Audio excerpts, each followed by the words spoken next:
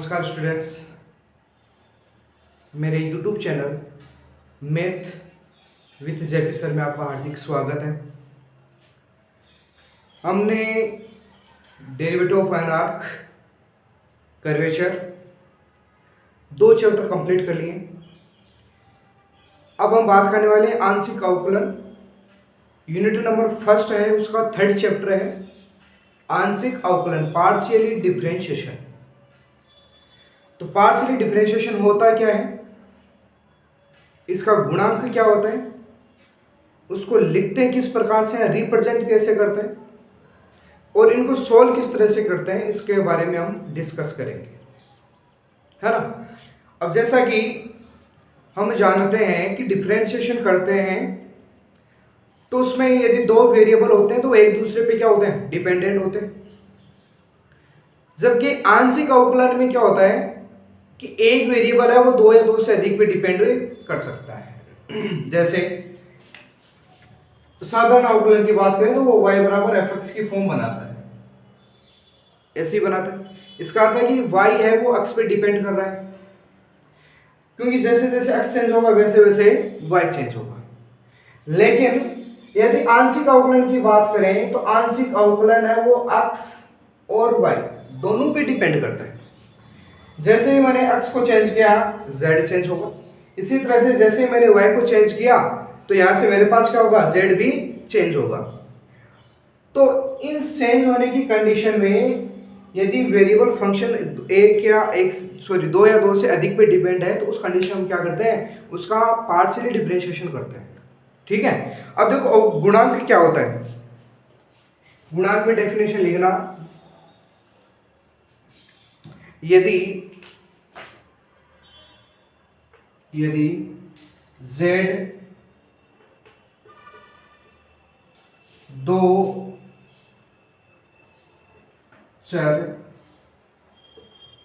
x तथा y x तथा y का फलन हो तो इसे z बराबर एफ एक्स वाई द्वारा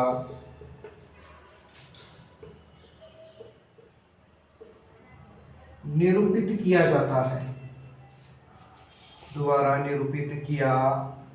जाता है, ठीक है। यदि कोई भी फंक्शन है वो मेरे पास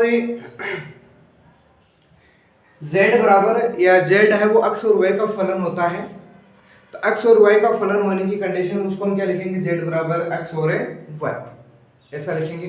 अब ये मान के चलते हैं कि माना कि मेरे पास जो फंक्शन है वो x में चेंज हो रहा है, किस में चेंज हो रहा है, x एक्सिस में चेंज हो रहा है, y है वो सेम रह रहा है। जैसे कि मान लो यहाँ पर कोई पॉइंट है, अब इस पॉइंट का जो भी कर्व बना रहा हूं वो मेरे पास जैसे x में चेंज हो रहा है, y है वो कांस्टेंट हो रहा हो, तो ये जो चेंज हो रहा है वो किस में होता है, x में चेंज हो रहा है। तो यदि फलन है वो सिर्फ और सिर्फ किस में चेंज हो रहा हो, x में चेंज हो रहा हो, तो उसके लिए हम क्या लिखते हैं कि लिमिट डेर x टेंड्स टू 0, कि माना कि मेरे पास जो फंक्शन है z वो सिर्फ किस में चेंज हो रहा है, x में, और x में चेंज हो रहा है तो इसको हम ऐसा लिखेंगे x plus del x plus y, क्योंकि y में तो चेंज हुआ ही नहीं ना, माइनस एफ एक्स वाई। ये डेफिनेशन होती है मेरे पास किसकी, अवकलन गुणांक की।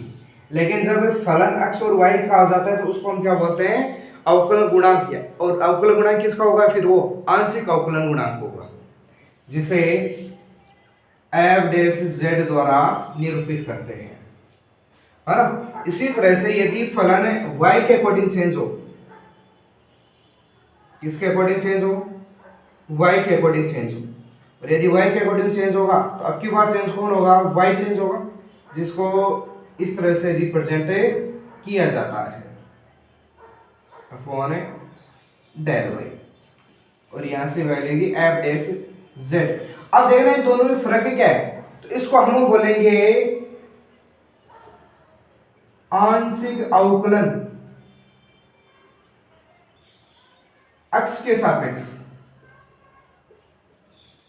और इस वाले को बोलेंगे आंशिक अवकलन y के सापेक्ष, किसके सापेक्ष? y के सापेक्ष। ठीक है। अब देखो दोनों में एक चीज कॉमन हुई है। क्या हुई है? कि यदि मैं x के रेस्पेक्ट में डेरिवेटिव कर रहा हूं तो उस कंडीशन में कांस्टेंट कौन हो रहा है? y कांस्टेंट हो रहा है। यदि मैं y के रेस्पेक्ट में कर रहा हूं तो यहां से कांस्टेंट कौन हो रहा है? x में किसी भी तरह का कोई चेंज नहीं आया। तो हम ये बोल सकते हैं कि यदि मेरे पास आंशिक अवकलन करना हो और जिस फलन के रेस्पेक्ट में कर रहा हूं या फिर जिस वेरिएबल के रेस्पेक्ट में कर रहा हूं, ओनली और उसी वेरिएबल को क्या मानना है? वेरिएबल मानना है। और उसके अलावा जो भी वेरिएबल आता है उस वेरिएबल को हम क्या मानेंगे? कांस्टेंट मान के चलेंगे। ठीक है। क्या मान के चलेंगे? कांस्टेंट मान के चलेंगे। जैसे यदि एग्जाम्पल की बात करें, यह याद रखना कि यदि आंशिक अवकलन कर रहे हो तो सिर्फ उसी को वेरिएबल माना जाए जिसमें वो क्या हो? अनडेरिवेटिव हो, है ना। अब जब क्वेश्चन दे रखा है z बराबर tan inverse y upon x का x तथा y के सापेक्ष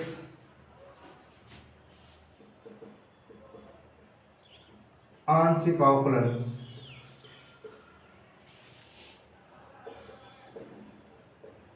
ज्ञात करें। मान लो ऐसा क्वेश्चन है।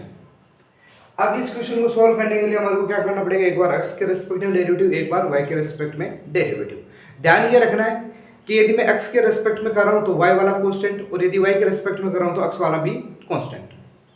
ठीक है, इतना ध्यान रखना है। तो यहां से डेल अपॉन, अच्छा साथ में ये भी ध्यान में रखना है कि यदि मैं आंशिक अवकलन को लिख रहा हूं तो आंशिक अवकलन को लिखूंगा डेल से, ऐसे घुमावा डी, है ना, अपॉन डेल एक्स के रेस्पेक्ट कर रहा हूं तो यहां से आप ऐसा भी बोल सकते हो y is equal to constant, ऐसा भी बोल सकते हो। अच्छा यहां से देना, यदि मैं tan इनवर्स का करता हूं तो tan इनवर्स का मेरे पास फॉर्मूला क्या होता है? 1 upon 1 plus y upon x का स्क्वायर, यानी 1 अपॉन 1 प्लस x का स्क्वायर। ठीक है, इसी तरह से ये तो हुआ किसका? tan इनवर्स का। अब अंदर वाले फंक्शन का करेंगे तो देखना एक बार, किसके रेस्पेक्ट में कर रहे हैं? x के रेस्पेक्ट में। और यदि x के रेस्पेक्ट में करें तो y कैसा होगा? फिर कांस्टेंट। और यदि कोई भी वैल्यू गुणा में होती है तो वो चेंज नहीं होती। यस, ऐसा 1 अपॉन x का क्या करेंगे? तो माइनस का 1 अपॉन x स्क्वायर, तो ये माइनस का 1 अपॉन x स्क्वायर, ऐसा आ जाएगा। अब यदि इसको सोल्व करेंगे तो माइनस का y तो ऊपर आई, यहां से देखना दोनों का एलसीएम लें तो ये x स्क्वायर और इसके साथ में y square upon x square आएगा, मल्टीप्लाई x स्क्वायर चल ही रहा है ये वाली, तो ये दोनों कैंसिल। तो हम ऐसा बोल सकते हैं ये माइनस का y upon x square plus का y स्क्वायर आएगा। ठीक है, इसी तरह से यदि मेरे को del z upon del y ज्ञात करना हो तो उस कंडीशन में कांस्टेंट कौन होगा? तो x is equal to constant, ऐसा हो जाएगा।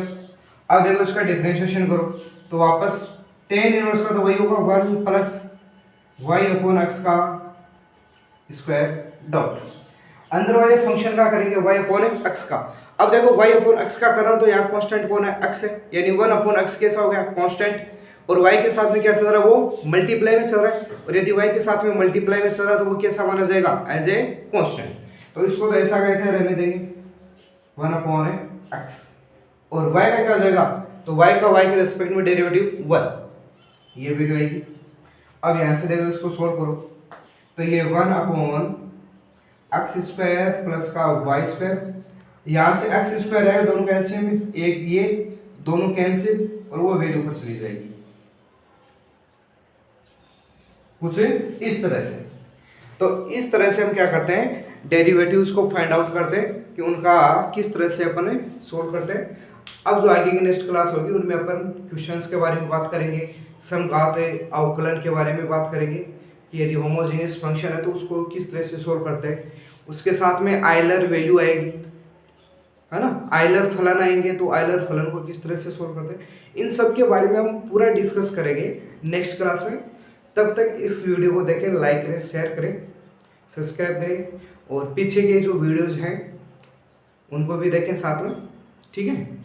यदि नोट्स चाहिए तो वीडियो के डिस्क्रिप्शन में या फिर चैनल के डिस्क्रिप्शन में आपको टेलीग्राम लिंक मिल जाएगा, ठीक है, वहाँ जाके आप नोट्स ले सकते हो। Thank you so much.